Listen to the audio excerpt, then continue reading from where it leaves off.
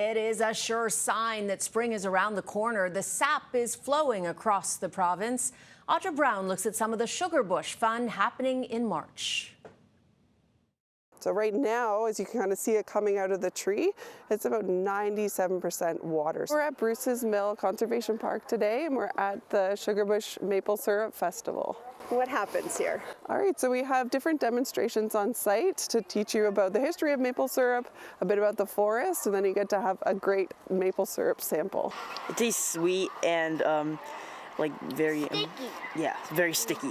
And as you walk along the route, you'll discover 3 different methods of producing maple syrup, from the indigenous to the early settlers to the modern version.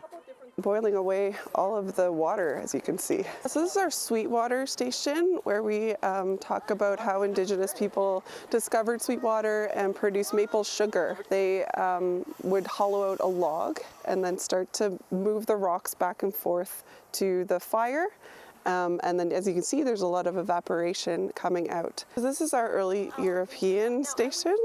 They would come out into the maple forest, and they would be here for days and weeks making as much maple sugar as they could. And every single one of those drops counts, because amazingly it takes 40 buckets of sap to create just 1 bucket of maple syrup. I liked learning about the story, like how to transport the sap to a container. It takes about an hour to go along the trail if you're stopping at each station, and we have 8 stations that you can kind of discover.